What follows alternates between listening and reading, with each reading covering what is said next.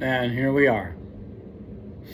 I told you all I'm not doing too many videos anymore because of all the bots and all that other good stuff. But I'm going to still continue on to finish up Watership Down. Friggin' book, man. I got a long way to go. Let's see.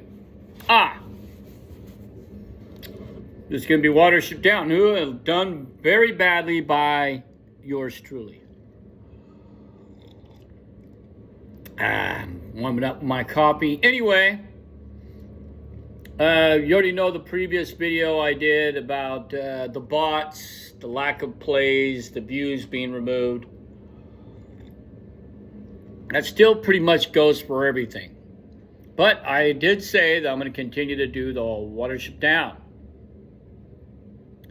So to the 4 subscribers that said, hey Jeff, please don't go.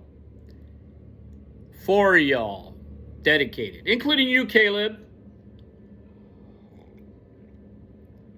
So out of 361, only 4 of y'all want me to continue. So we're going to continue with Watership Down. Yeah, how do you like that cup? Pretty sexy, isn't she? Anyway, we are going to get on with this legendary book by Richard Adams. This is chapter 29, called Return and Departure. Okay, I don't know how many pages it is. Let's take a quick look. I could be able to do this. Maybe? Okay, cool. Anyway, here we go. The following morning, all the rabbits were out at souffle. By dawn, souffle means chow down, bros. And there was a good deal of excitement as they waited for Hazel. During the previous days, Blackberry had to repeat several times the story of the journey to the farm and finding Hazel in the drain. 1 or 2 have suggested Kehar must have found Hazel and told Fiber secretly. But Kehar denied this and said when pressed, he repeatedly crypticality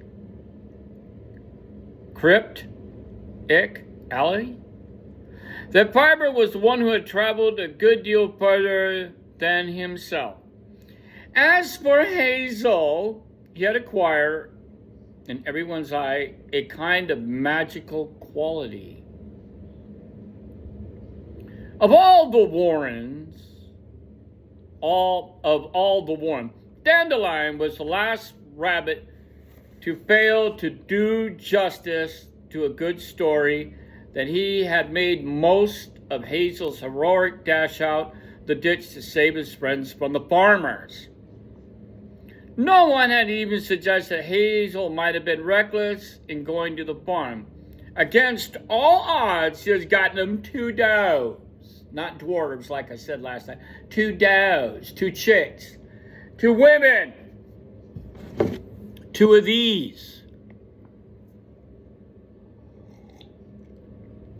And now he was bringing their luck back to the Warren.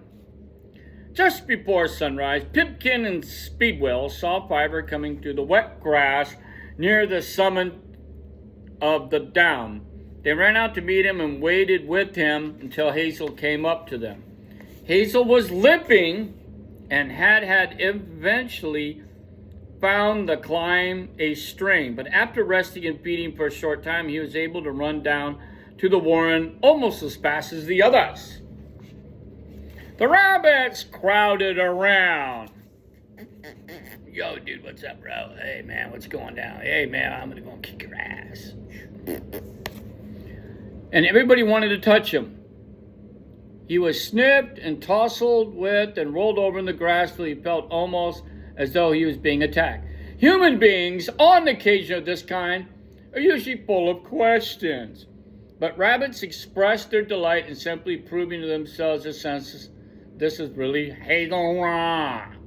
Hazel Raw. Raw means chief, the big cheese, the high wheel, the top dog, numero uno honcho.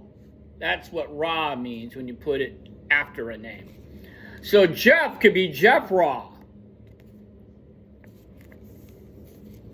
Or President Trump Raw, President Biden Raw, you know what I mean.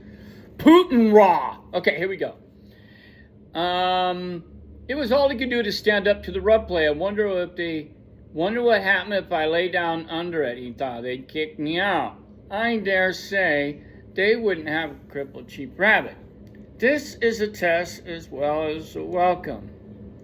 Even though they don't know it themselves, I'll test them, the rascals, before I'm done.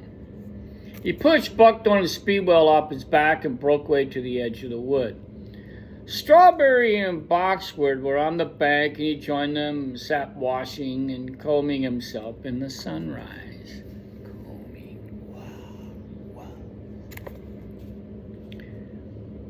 We can do with a few well-behaved fellows like you, he said to Boxwood.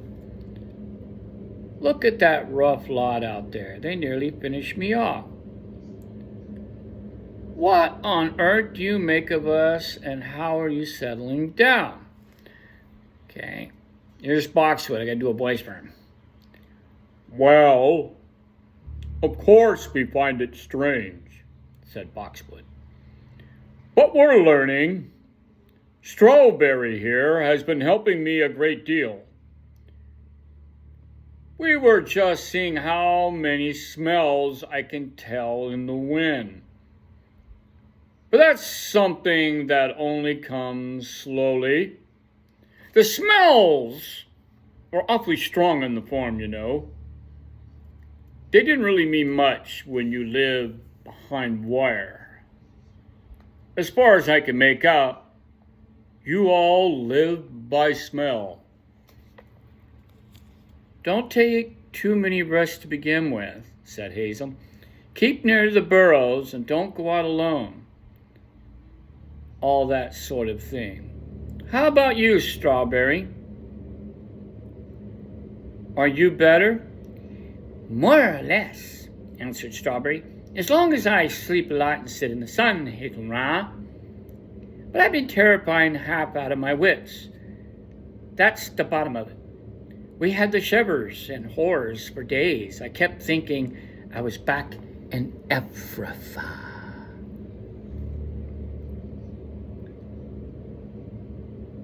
What is it like in Ephrathah? Asked Hazel. I'd rather die than go back to Ephrathah, said Strawberry, or risk going anywhere near it. I don't know which was worse, the boredom or the fear. All the same, he added a few moments, there were rabbits there who be the same as we are if we can only live naturally. Like us, several would be glad to leave a place if they only could.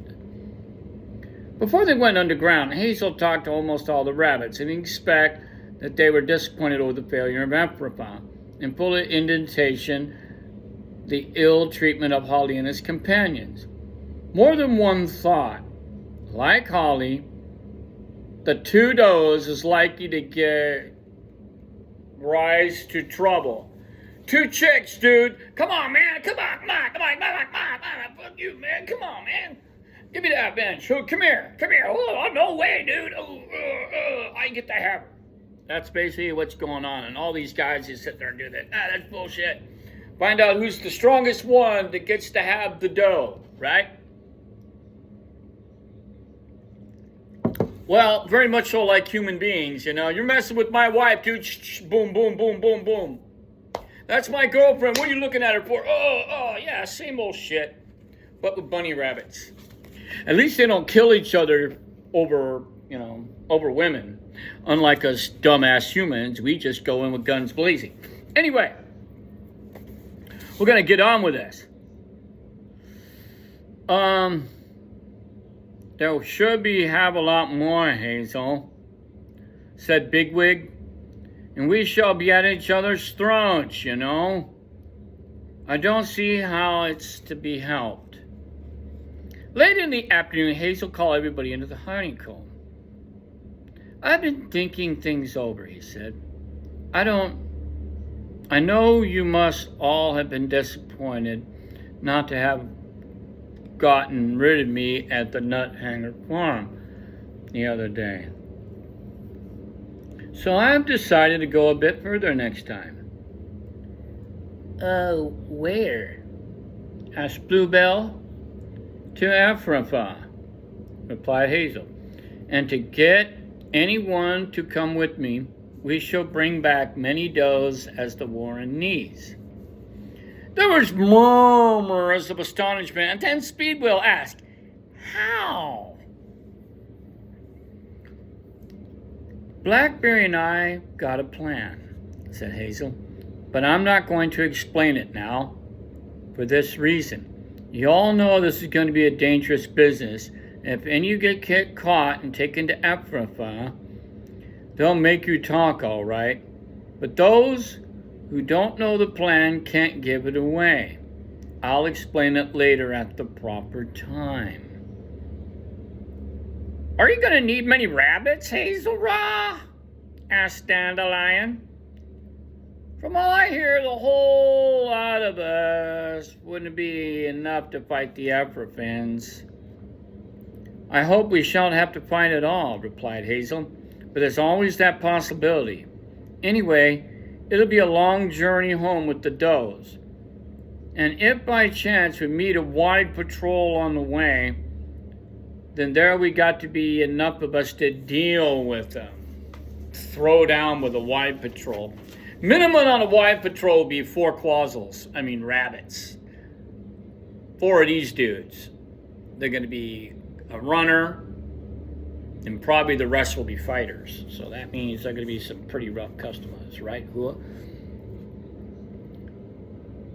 Wouldn't we have to go into Africa? Asked Pipkin timidly. No, said Hazel, we shan't. I never thought, Hazel, interrupted Holly, I never thought that the time would come that you should feel obliged to speak against you. But I can only say again that this is likely to be a complete disaster. I know what you think. You're counting on General Woundwort not having anybody as clever as Blackberry or Fiber. You're quite right. I don't think he has. But the fact remains that no one can get a bunch of does away from that place. You all know I've spent my life patrolling and tracking in the open. Well, there's rabbits in the upper finale who are better at it than I am. I'm admitting it. And they'll hunt you down in your does and kill you. Great Frith. We all have to meet our match sometime or another. I know you want only to help us all, but do be sensible and give this scheme up.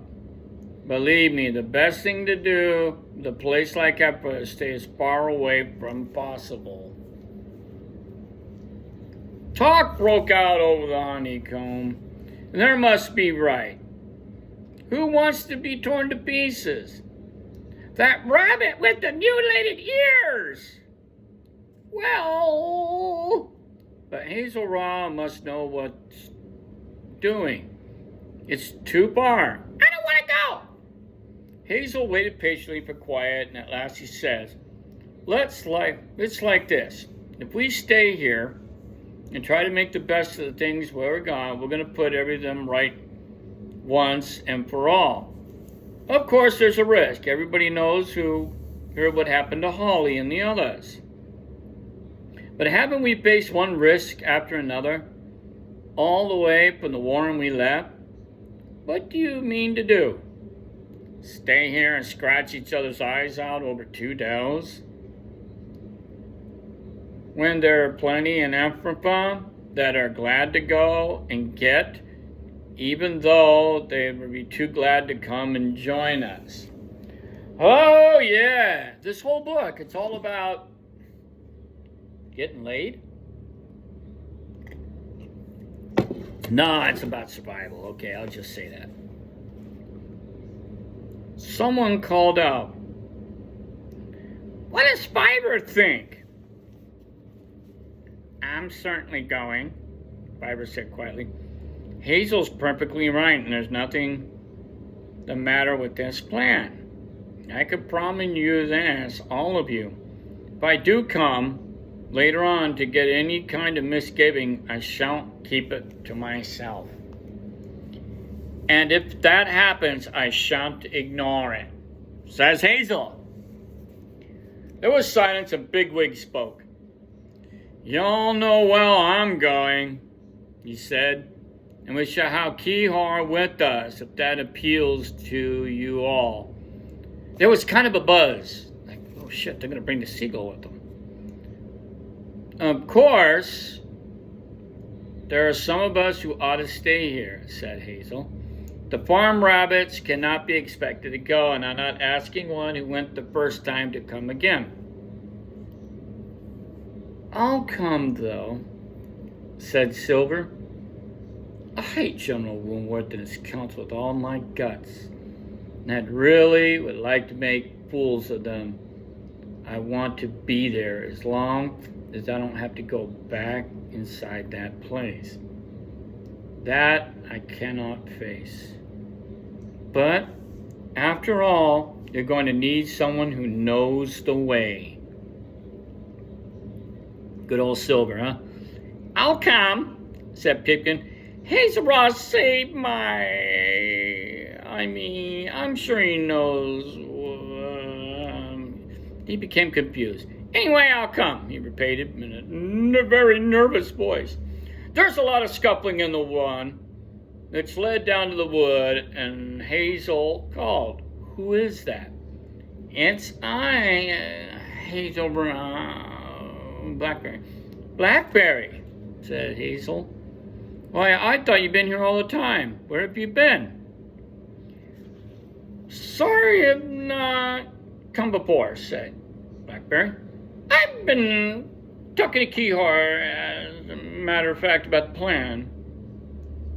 He's improved it a great deal. If I'm not mistaken, General Woundwort's going to look remarkably silly before we're finished. I thought at first it could not be done, but now I'm sure it can." "Come where the grass is greener," said Bluebell, "and the lettuces grow in rows. A rabbit of free demeanor. I know it's a well-scratched nose. I think I'll have to come, just to satisfy my curiosity. I've been opening and shutting my mouth like a baby bird, knowing about this plan, and no one puts anything into it. I suppose Bigwig will dress up like a hoodoo and drive all the does across the field." Ha! Hazel turned at him sharply. Bluebell sat up in his hind legs and said, "Please, General Woundwort, sir, I'm just an only little hoodoo. I left all my petrol on the grass. Would you mind eating the grass, sir, while we take this lady for a ride?" "Bluebell," said Hazel, "shut up." "I'm sorry, Hazel Raw," replied Bluebell in a surprise. "I didn't mean any harm. I'm only trying to cheer everybody up a bit. After all, most of us get frightened at the idea of going to this place, and you can't blame us, can you? It sounds horribly dangerous." "Well, look here," said Hazel. "We'll finish this meeting now, and let's wait and see what we decide. That's the rabbit's way. No one will have to go to Everpaw who does not want to. It's clear enough that some of us mean to go. Now, I'm off to talk to Kihar myself." He found Kihar just outside his trees inside the tree, snapping and tearing at his great beak, a foul-smelling piece of flaky brown flesh that seemed to hang from a tracery of bones. He wrinkled his nose in disgust of the odor. It has been filled the wood around and already attracting ants and bluebottles. What on earth is that, Kihar? He asked. It smells appalling. You not know. Him fish. He come from big water. He's good. Come from big water? Ugh. Did you find it there? Nah, men have them. Down to Farmy's plenty rubbish place. Sting there, I go for food. Find them like pig water, pick them up and bring them back, yeah. Make me think about the big water. Began to tear at it, at the half-eaten kipper. Hazel sat choking with nausea and disgust as Kihar lifted entire and beat it against a breech root so the fragments flew around him. He collected himself and made an effort. Kihar, he said, Big once says you told him you come and help us get mothers out to Big Warren. Yeah, I come for you. Mr. Big. He needs me for help. Talk to me. I'm no rabbit. He's good, yeah? Yes, rather. It's the only possible way. You're a good friend to us, Kihar. Yeah, help you get mothers. But now he's Hazel. Anyway, I want the big bottle now. Always. Here's your big bottle wants to apply to big bottle. As soon as you go get mothers, I help you. I owe you like. Then you get mothers, I leave you there, fly away, no come back. But I come back another time. Yeah, come in autumn, winter, come visit you, yeah.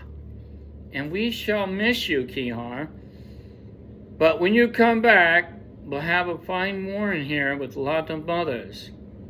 You'll be able to feel proud of all you did to help us. Yeah, we be so. Instead of you then go, I will help you. But I don't want to wait to go to Big Brother. He's hard now, but stay, you know. This what you do quick, yeah? Bigwig ran up the run and put his head out of the hole and stopped in horror. Friend in a tree, he said. What's that fearful smell? Did you kill it, Kihar, or did it die under a stone? Oh, you like me, da big? I bring you a little bit, yeah? Bigwig, said Hazel. Go and tell the others that we'll be setting off daybreak tomorrow. Holly will be Cheap Rabbit until he gets back, and Buckthorn and Strawberry and the farm rabbits will stay with him. Anybody else wants to stay is perfectly free to do so. Don't worry, said Bigwig from the hole. I'll send them all up to Souffle with Kihar. Then we'll go anywhere like before a duck can die. That is the end of episode 29 of Watership Down, Return and Departure. And yes, we are about halfway of this bad boy. That means, even though I'm not going to be doing a lot of other videos and stuff like that about everything from Stolen Valor to the local news and video games, all that BS, we're still going to keep doing this book. And we got probably about another 30 videos to do to finish this thing. The sucker is got about 500 something pages in it. Anyway, this is Watership Down audiobook done very badly by yours truly. And it looks like Hazel is finally getting the last of his plans together and is going to go set off to go to Ephrathah to see if he can try to steal a bunch of women. So there you go. This is Jeff going hooah.